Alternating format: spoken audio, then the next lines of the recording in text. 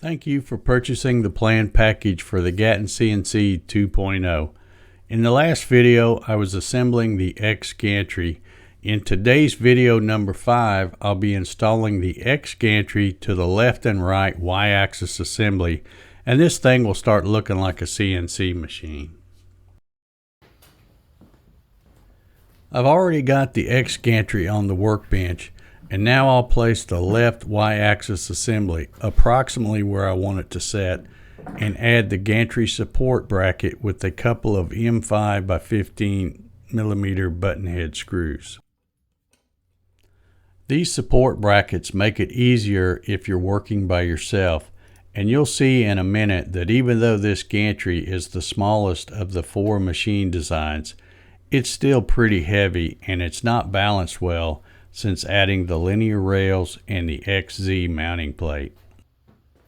Now I'll set the right Y-axis assembly on the workbench, add the gantry support bracket, and position it so that I can lift the X Gantry up and rest it on the support brackets. Notice that I've also added the small angle mounting brackets to the inside of the Y-axis extrusion using those T-nuts that I slid in the slot during that assembly.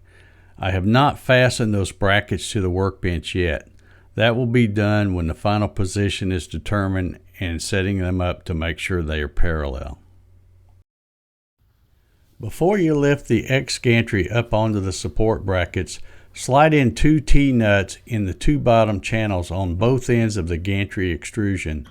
These will be for fastening the gantry to the support brackets. If you forget to slide them in beforehand, you can use roll-in T-nuts to fasten it to the support brackets, but the slide-in T-nuts are preferred.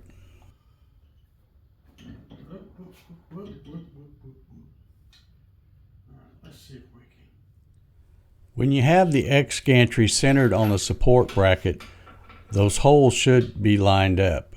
Take an M8 by 40 millimeter button head screw and start one in each hole on both sides. Now the X Gantry will stay put while you make any adjustments and tighten the screws.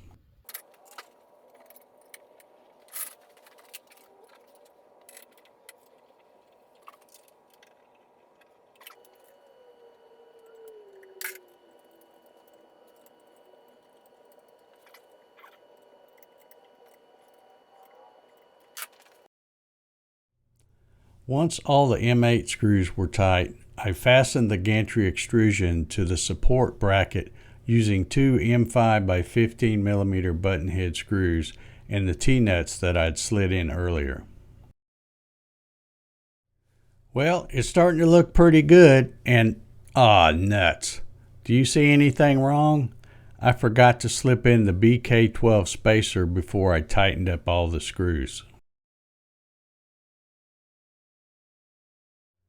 It was an easy fix. I just went back to the 3D printer and printed one I can slide in without having to remove all those screws again. I'll have the STL files for both of these in your plan package. That's it for the installation of the X Gantry.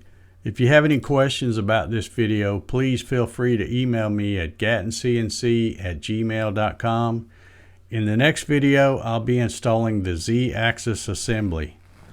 Thanks again for purchasing your Gatton CNC 2.0 plan package.